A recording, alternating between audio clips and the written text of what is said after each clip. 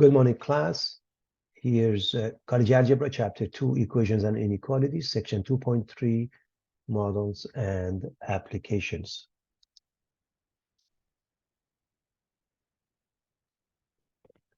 The first part. So we covered the rectangular coordinate systems and graphs, linear equations in one variable, models and applications is what we are going to cover today. And the objective would be to set up a linear equation to solve a real-world application, use a formula to solve a real-world application, and so on. So, reminding you of a rectangular coordinate system, x and y axis, the origin, 4 quadrants. The first quadrant, everything is positive. The second one, x is negative. The third one, everything is negative, x and y. And the fourth one, y is negative. Distance formula following Pythagorean theorem. D is the square root of x sub 2 minus x sub 1 quantity squared plus y sub 2 minus y sub 1 quantity squared. The midpoint formula, we add up the coordinates and we divide by 2. X sub 1 plus x sub 2 divided by 2 and y sub 1 plus y sub 2 divided by 2. That's how we do that. Also reminding you of proportion. If we have two fractions and we set them equal, a over b equals c over d, it's called a proportion, and their cross product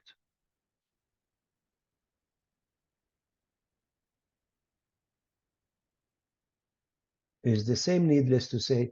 As always, any fraction, the denominators can't be 0, therefore b and d can't be 0.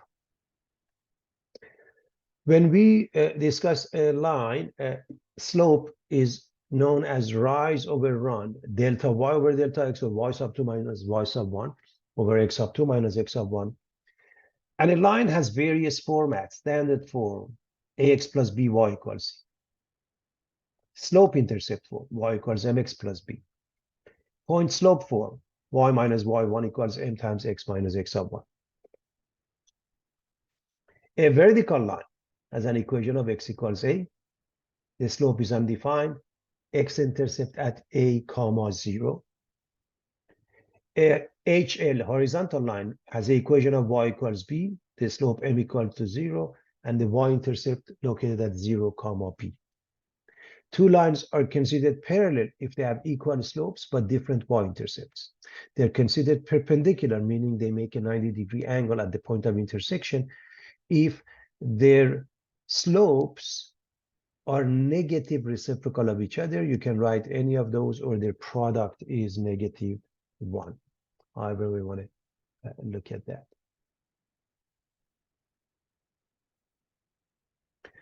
All right, we want to look at the start of this concept of formulas. A formula is an equation that describes how two or more variables are related. So a verbal description versus a formula. For example, in geometry, we would say, what is the area of a rectangle? The area of a rectangle is the product of its length L and its width W.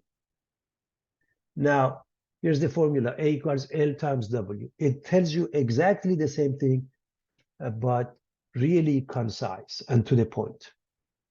In physics, how do we measure the energy of an object in motion? Kinetic energy, K, is 1/2 the product of the mass m and the square of the velocity v. We would write that K equals 1/2 mv squared. Those are some examples. So verbal description versus formulas. And I hope you appreciate the formulas. How do we solve problems, word problems? What are the guidelines? Number one, understand the problem. What does it mean? Read and read again as many times as it takes. Make sketch or a table if it will help in solving the problem. Translate the problem to mathematical language. This will generally involve expressing the problem algebraically. Ultimately, you have to treat math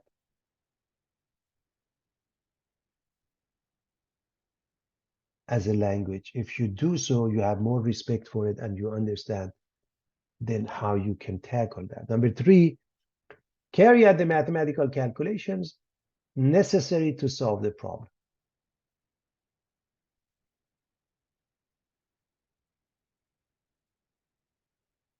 That means use your algebraic techniques to work it out. Number four, check the answer obtained in the previous step, step three. Finally, answer the question. Make sure you have answered the question asked. State the answer clearly in a sentence. Sometimes we solve the problem, but we may not pay attention to what the question was asking, and probably what they were asking should be answered, and we haven't finished answering that. So you want to pay attention to that. That's the concept they are referring to at this point. Let's look at solving for a variable. In this case, we are asked to solve for m.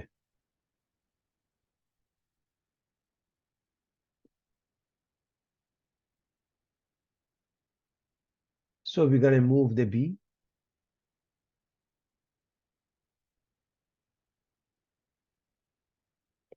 So plus b moves to the other side, becomes minus b. Remember, when you move things on the two sides of the equation, you change the sign. Okay. So now you divide both sides by m. You want to solve for m, so you're going to divide by x. And that's the final answer.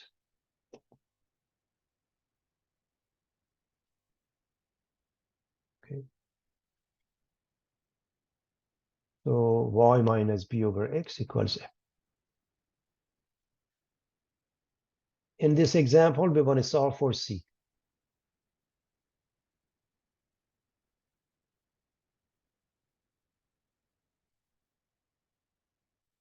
We're going to move the 32 and subtract it on the left side. Since we want to undo 9 over 5, we are going to multiply both sides by the reciprocal of 9 over 5, which is 5 over 9. When we do that, on the left side, we put everything in a parenthesis and 5 over 9 in front of it. When we go to the right side, 5 over 9 and 9 over 5, the product is 1. This is the final answer. And it's extremely important to remember 5 over 9 is being multiplied by both pieces here, f as well as negative 32.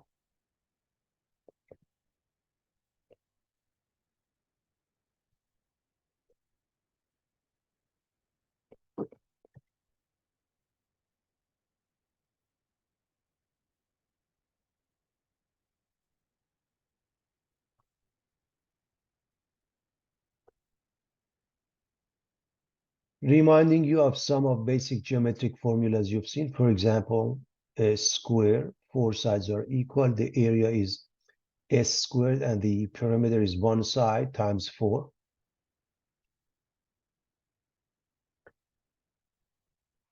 A rectangle, the length obviously larger than the width. A square is a special case of a rectangle where the length and the width are equal. The area is L times W, and the perimeter add up the sides. You can say P equals 2L plus 2W, or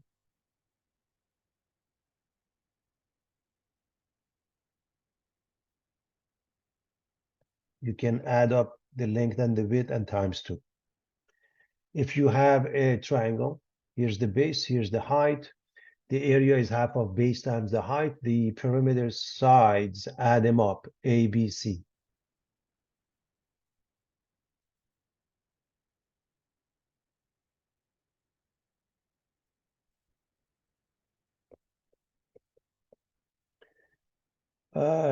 Try solve for L. So let's just actually quickly do this together. So if I want to solve this for L, I'm going to move the 2W. I get P minus 2W equals 2N. That's my first step. my second step is to divide both sides by 2. So L is P minus 2W divided by 2. This is one way to write it. I've seen sometimes students making a mistake thinking that they can drop these 2 and 2. That's not the case. You could rewrite it as follows. You could write L is equal to P over 2 minus W because you make up 2 fractions, P over 2 minus 2W over 2, which is minus W. So you could write it in this fashion, okay?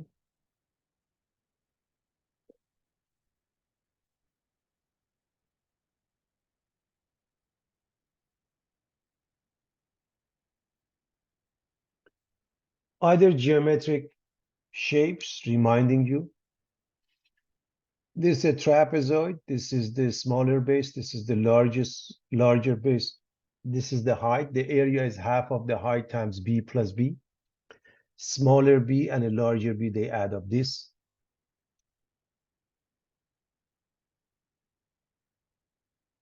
side is the small b, the smaller base. Sometimes they call it b sub 1 and b sub 2. The perimeter, of course, you will add the sides. Let's say this is A, this is C, okay? Parallelogram, two sides are equal and parallel. The area is base times the height. So if you drop a perpendicular here, this becomes the height, and this one would be A times the H, by the way. So this line, this side will be considered the base if I drop the perpendicular like that, okay? So just you know.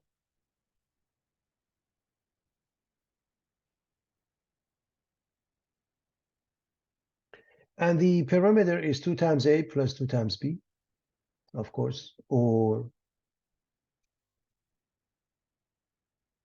2 times A plus B.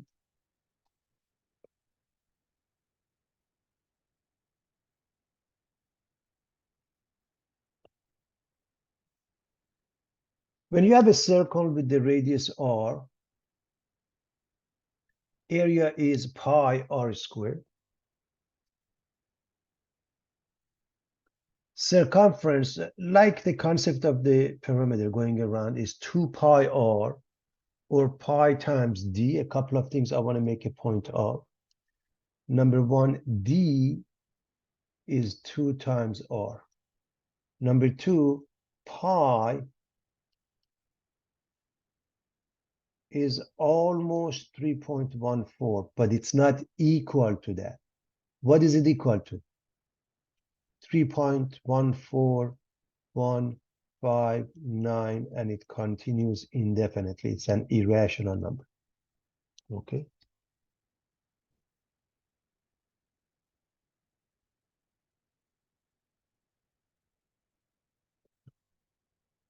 Just in case,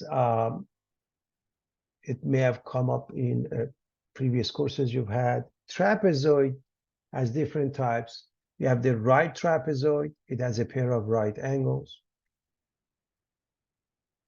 Okay, like this one. Isosceles trapezoid, it has equal length of non-parallel sides. In the image, sides AD and BC are equal. You don't see it this side and this side. Okay, I'm sorry, this side and this side. This is isosceles, okay? That means these two sides are parallel, these two sides are equal. And otherwise, it's called scalene trapezoid. It neither has equal angles nor has equal sides. For example, this one. Just in case if you wanted to get familiar with, the different types of trapezoids. So I thought that'd be interesting to know.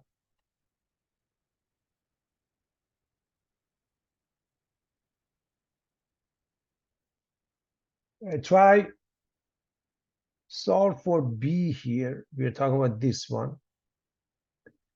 So I'll give it a shot. Let me see where I can clear. Okay, I'm gonna clear everything else here. And so over here, this is the equation I want to solve for B. I'm going to show you a pretty fast way to do that. First, instead of distributing 1/2 h, I'm going to get rid of that. First, I'm going to multiply both sides by 2. If I multiply both sides by 2, then I will have a 2a equals h times b plus b. Instead of distributing h, I'm going to divide both sides by h, and I get 2a over h is capital B plus b. And now if I move the lowercase b,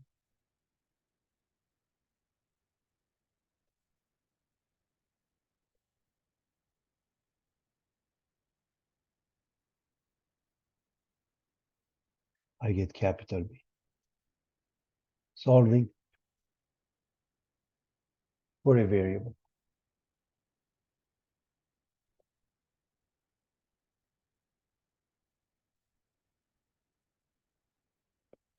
More formulas. This is a cube. All sides are equal. The volume is s cubed. Surface area, there are 6 sides. Each side has an area of s squared, so 6 times that. It's a rectangular solid, rectangular box. The volume is the product of all sides. The volume is the length times the width times the height. The surface area. If you, for example, look at this one is L times H, the one in the back makes it 2 times L times H. The same for the rest of them, therefore 2 times LW plus 2 times LH plus 2 times WH, or you can factor out the 2 and write it as 2 times LW plus LH plus WH.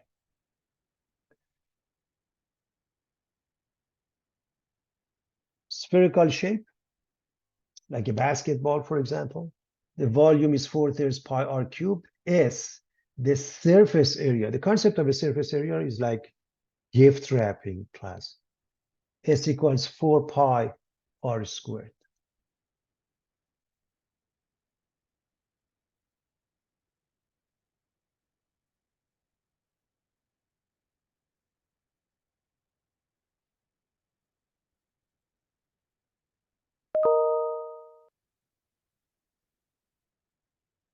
All right, let's try solve this one for L or this one for L. If we want to solve this one, just divide by WH.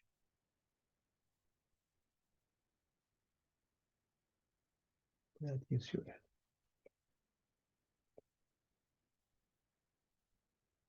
If I want to solve this one, let me clean up the mess and I'll show you how that works. I'm going to keep these two and I'm going to move this one. So when I do that, it becomes S minus 2WH, and the right side 2L times W plus H. So all I have to do, divide both sides by 2 times W plus H.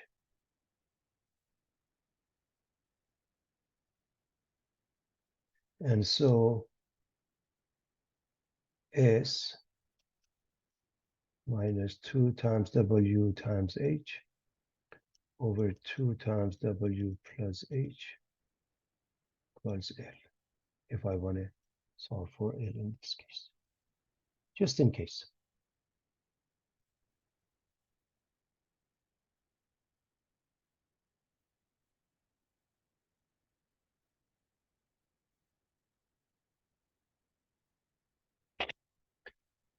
All right, but if you have a cylindrical shape, also known as a right circular cylinder, here's the height, here's the radius.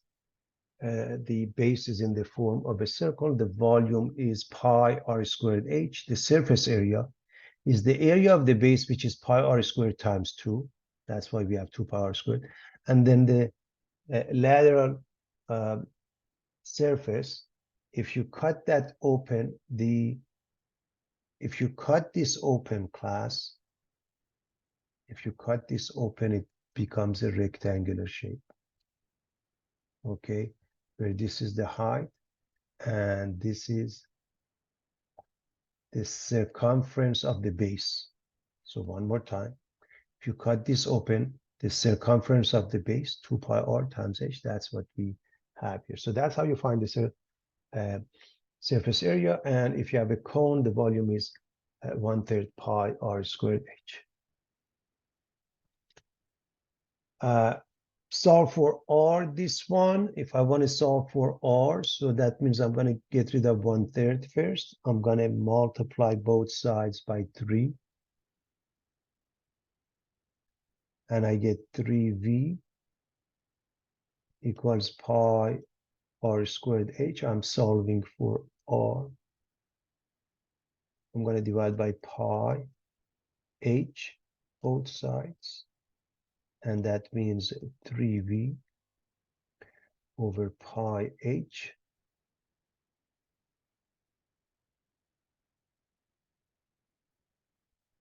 is r squared. And I'm going to take a root.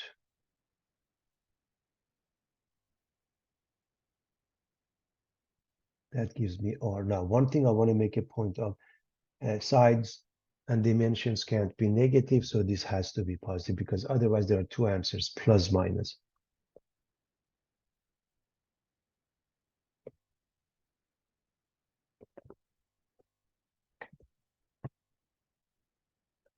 We're going to move on.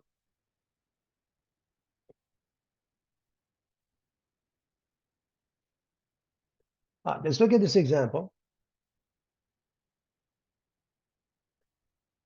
Lender makes a $5,000 4% simple interest to borrower for a period of 5 years. At the end of 5 years, what interest in dollars will the borrower pay the lender? Normally, they don't do it simple interest, but in case. So what do we have here? I equals PRT is a formula for simple interest. I, the amount of interest, is P, the amount of principal, times R, which is the rate, times T, which is the time. So this is the amount of principal, $5,000. This is the amount of rate, or 0.04, and this is the T.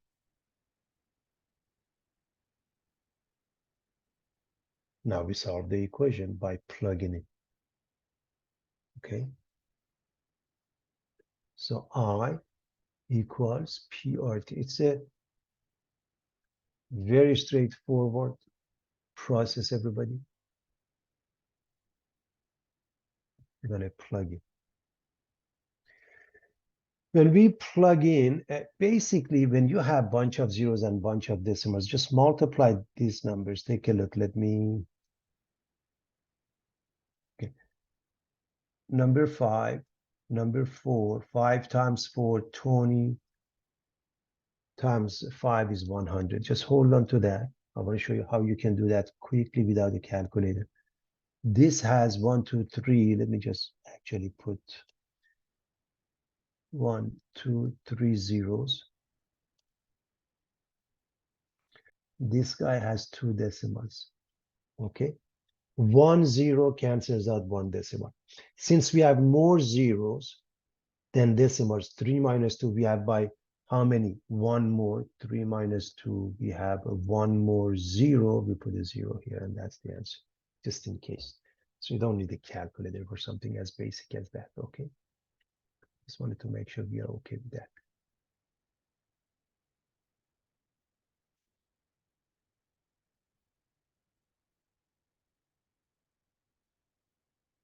Now, Paul received a holiday bonus of $1,350 and invests the money in a certificate deposit CD at a 3.6% annual interest rate, compounded monthly for 18 months. How much will the CD be worth in 18 months? First and foremost, we are dealing with the compound interest, which has the formula A equals P times 1 plus R over N to the power of NT. I hope you remember that. What is P? The same P as the previous page, principal.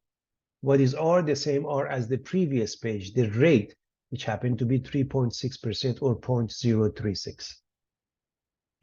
What is T? The same T as the previous page, the number of years, which means 18 months is 1.5, okay? N. N is the number of times compounding takes place per year.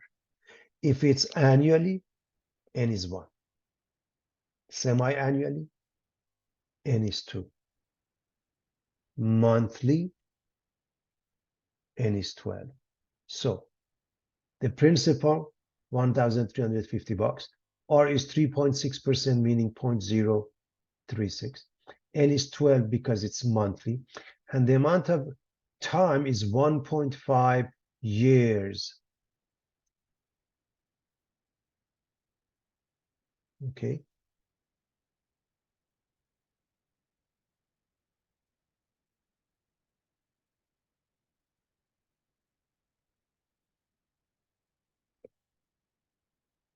All right, so plug in. Now we are ready to plug in everything. At this point, you multiply 12 by 1.5, you get 18. You divide this one by 12. By the way, 36 is divisible by 12, and you get 3, so 0.003, not 0.03, 0.003. And now you raise this to the power of 18 times 1350. And the way we round numbers depends how they want us to do it. However, money, normally we go with 2 decimals, okay? That means you have to have the third one to make a decision, okay? You have to have the third one to make a decision.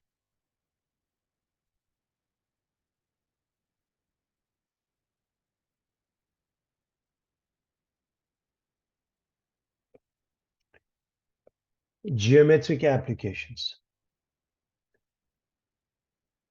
A sailboat has a triangular sail with an area of 96 square feet and a height that is 12 feet high. What is the length of the base? So we have something like this.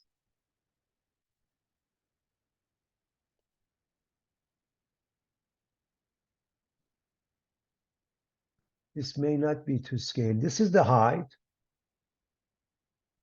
This is the base. The height is 12 feet. The base is missing.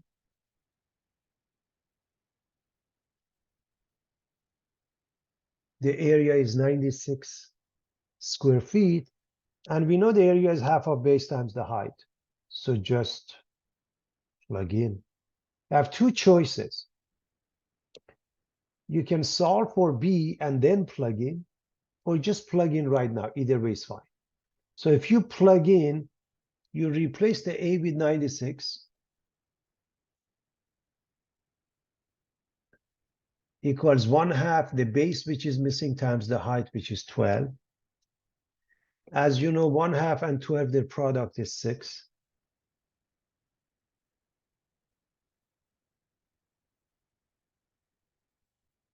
We divide by 6. We get 16 feet. And you can always check half of base times the height. 16 times 12 divided by 2 must be 96. This is to check. Normally, I leave the check for you. It's really a good practice to check, and that's the beauty of math. Okay.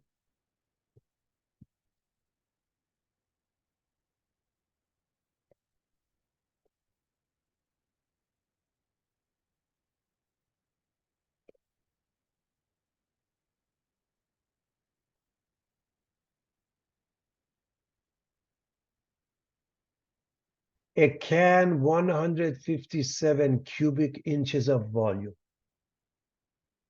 So a can with 157 cubic inches of volume. Find the radius of the can if it has a height of 8 inches.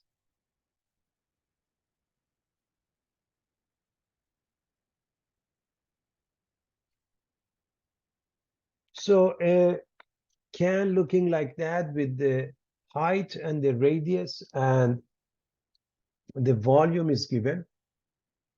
We know the volume has a formula of pi r squared h.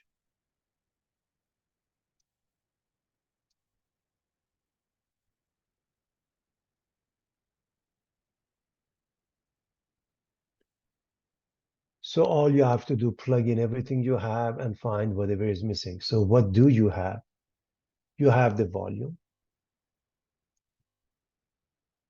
You have the height. And by the way, pi is not missing. Okay, pi is 3.14159, and you let the calculator do that for you.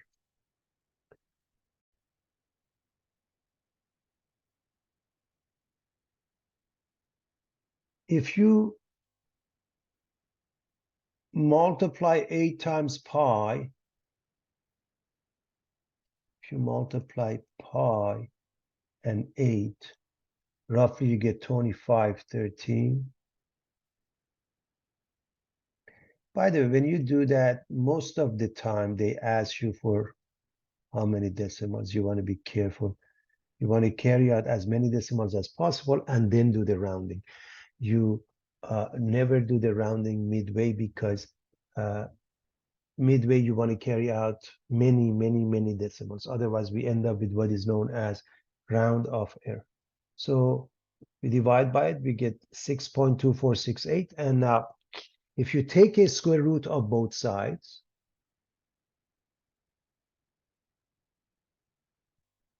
if you take a square root of this one and this one, R becomes almost 2.5. Again, I can't emphasize this enough. You have to see how they want you to do that and you follow that, okay?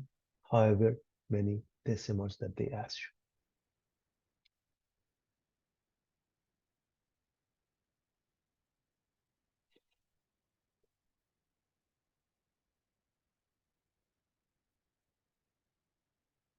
Anybody feels like reading this question for us?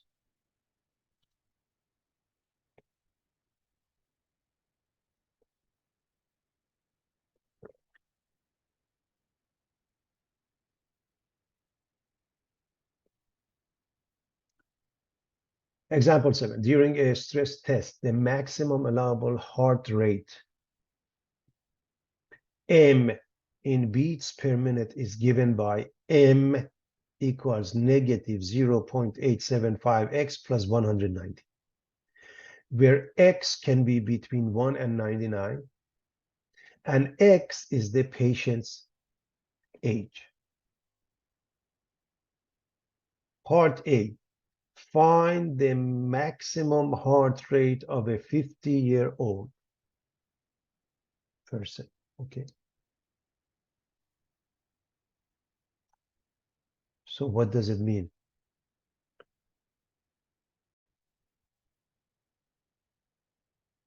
In this formula, replace the x with 50. That's all.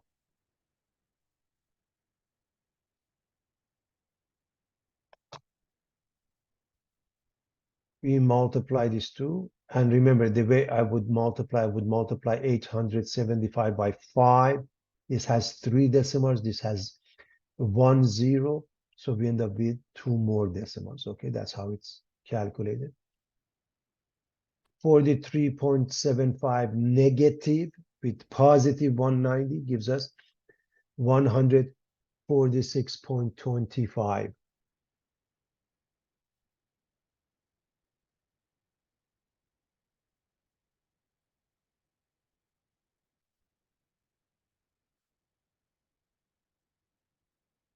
Beats per minute. Beats per minute.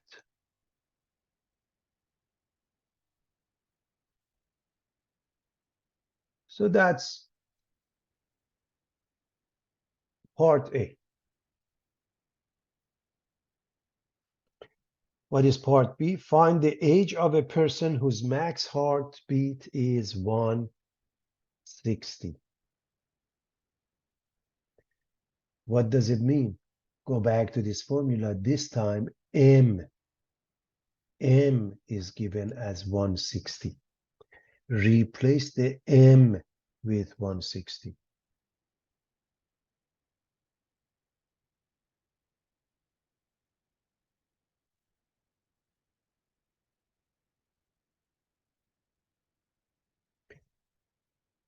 Move the 190 to the other side, or simply subtract it, you get negative 30. Divide by negative 0.875.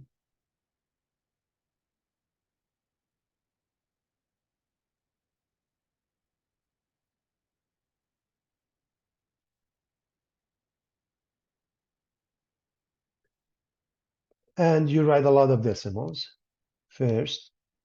And then normally they tell you how many decimals. So we can, if we want to go with the second one, hundreds, next to it is 5, it will go up 34.29 years old, roughly.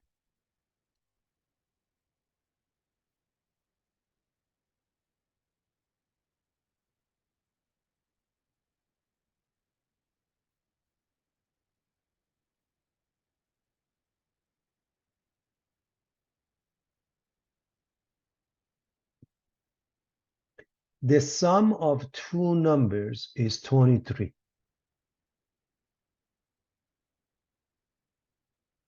One number is 7 less than the other.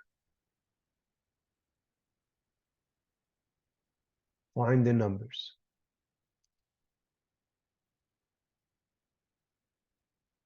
Well, if one of them is X, because we don't know the numbers, X, Y, Z, choose your own variable.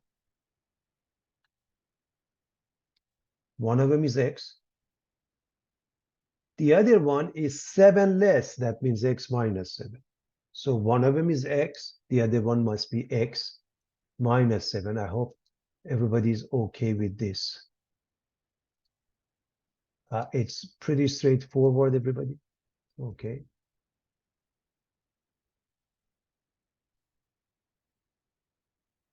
So their sum is 23. Add them up.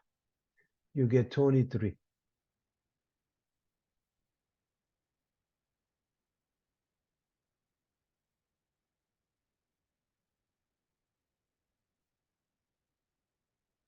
Is to add up to 2x minus 7 moves becomes positive 7 and 30 on the other side divided by 2. So x becomes 15. If x is 15, the other one is 15 minus 7 or 8. So one of them is 15, the other one is 8. As you can see, their sum is equal to 23, so it makes perfect sense.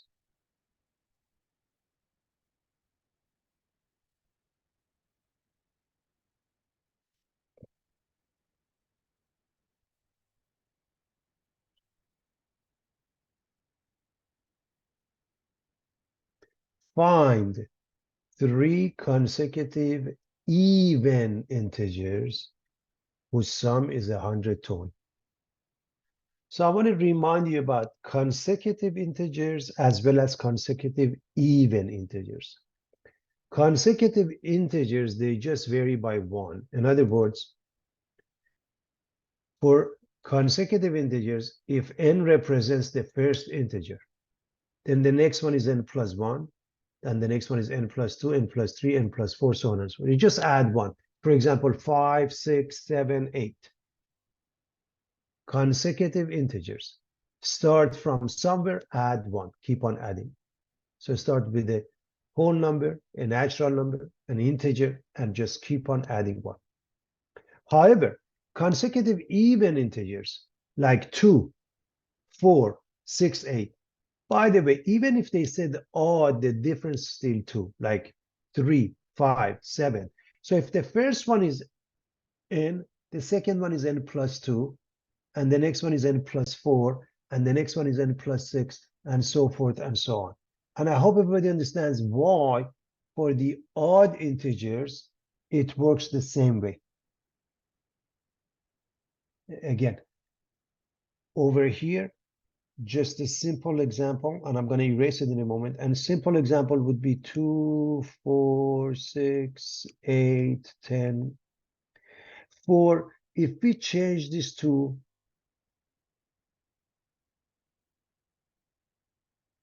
odd, like 1, 3, 5, 7, and I hope you notice whether it's even or odd, the difference is 2. So we use the same n and n plus 2 and n plus 4, okay? Now, we want to find 3, so let me erase this so we can see what's going on. We want to find 3 of them. The sum is 120, so we're going to add n and n plus 2 and n plus 4. And the sum must be 120. As you can see, this one and this one and this one, they add up to 3n. 2 and 4, they add up to 6. Subtracted from the other side, we get 114. Divide by 3,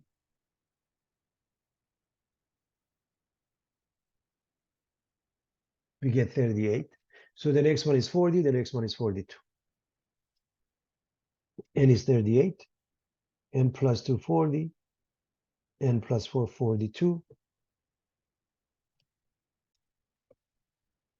And if you add up the 3 numbers, check.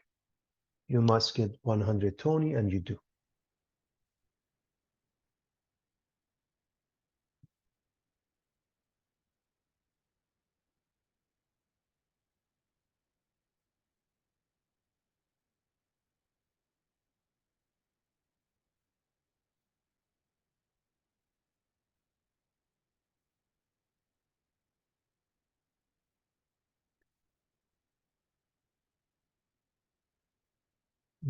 Example number 10. One serving of wheat square cereal has 7 grams of fiber,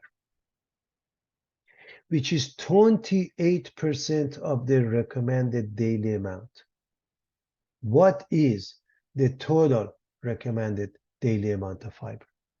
Well, the total recommended daily amount of fiber, we don't know. How about X? We decide on a variable X, Y, Z. That would be the recommended daily amount.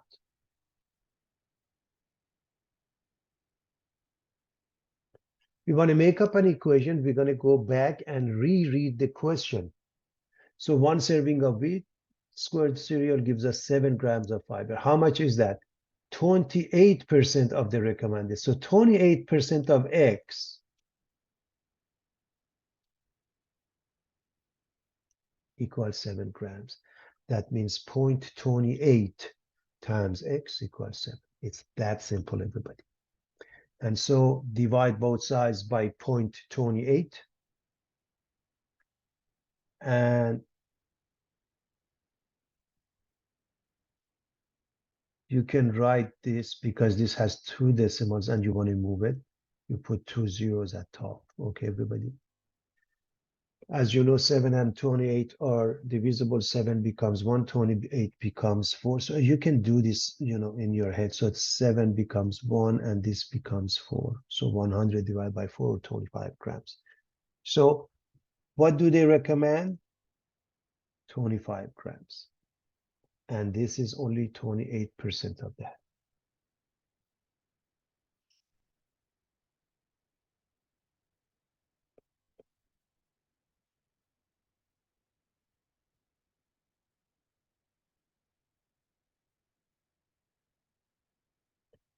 All right, being able to translate a verbal statement into an algebraic expression or equation. A number increased by 8. So a number x, y, z, n, you choose x plus 8. Twice a number, if it's again x, 2x. 7 less than a number, x minus 7. 1/9 of a number, 1 over 9 times x. 2 more than 3 times a number. 3 times a number is 3x plus 2. 4 less than 6 times a number, 6x minus 4. 12 times the sum of a number and 5. The sum of a number and 5 is x plus 5. So 12 times that. So we should be able to go from here to here. It's a simple translation, okay? Understanding how we change English to math, okay?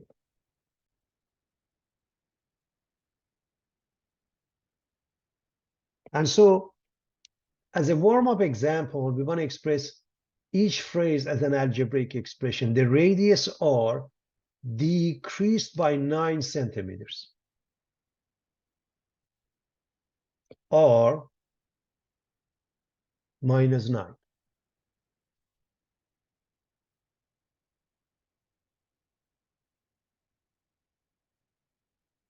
5 less than twice the distance. So twice the distance, d, 2d minus 5.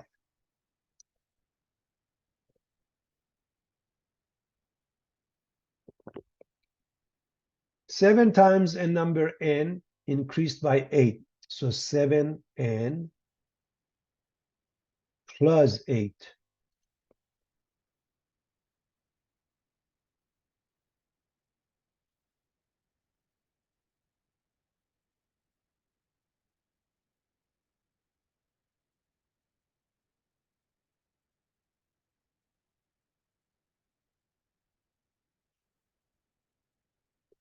Again, reminding you of the problem-solving procedure. Understand the problem, read and reread, identify the quantity or quantities you are being asked to find. Translate the problem into mathematical language, express the problem as an equation. Carry out the mathematical calculations, that means solve the equation using your algebraic techniques. Check the answer using the original wording of the problem and answer the question asked, because we want to make sure we answer the question they asked. Now, again, this is fine, class, but ultimately, what does it mean? The only way you can do problem solving if you practice with various examples. So the purpose is to give you enough examples that any variation of that you can handle. Okay, so we are going to delve into more and more examples as a result. So for example, this question, anybody wants to read this for us?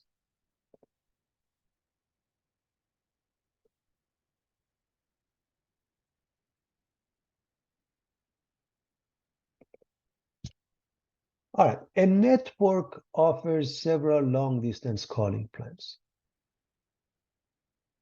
The plan A requires a $5 monthly fee and 8 cents per minute for any long-distance call made. The plan B has a $25 monthly fee for unlimited calling.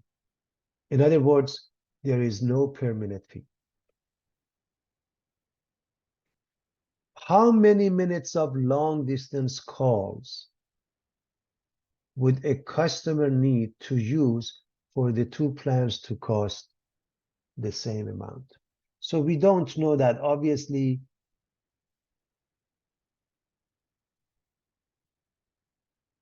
how many minutes? We don't know. We say, how about X? Let's say it's X. Okay, how many minutes? Let's say it's X. And then we move on with that.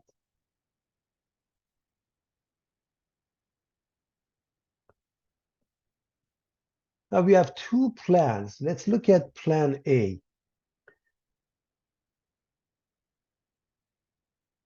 Plan A charges $5 per month plus 8 cents, 0.08 times X. Plan B just charges us $25. So plan A, $5 plus 0.08 times X amount. Plan B, 25, we set them equal and we solve.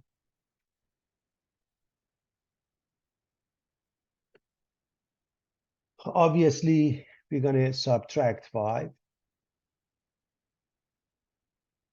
from both sides. Then we're going to divide both sides by 0.08. And again, I want to write this so everybody can see what happens. You're going to change the bottom to 8 because divisors are not supposed to have decimal. So you move it by 2 places. Then for the top, let me use a different color. You add 2 zeros. That's the idea. So 2000 divided by 8, and X becomes 250 minutes.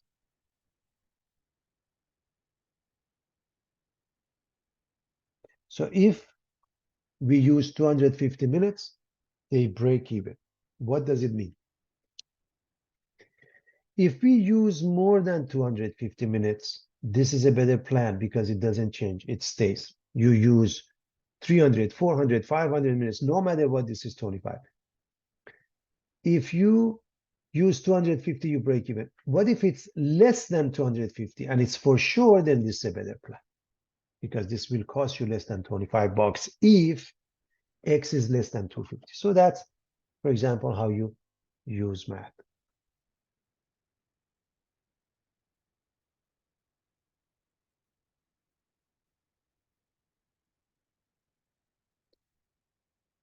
A suit is on sale and its price is reduced by 25%. The new reduced price is $187.50. Find its regular price. So I want to buy a suit and it's on sale. Whatever the original price is, we don't know.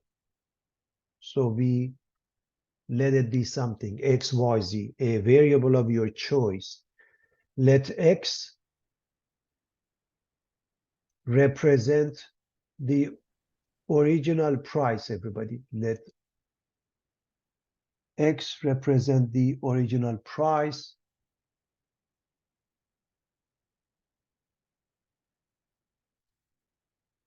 If it has been reduced by 25%, so we are going to take 25% off of that. That means X minus 0.25X. X minus 0.25X is this number. It's important to understand the concept, class. When it's reduced by 25%, that means the original price times 0.25 comes off of that. As you can see, this is 1x, this is minus 0.25x, and that gives us 0.75x.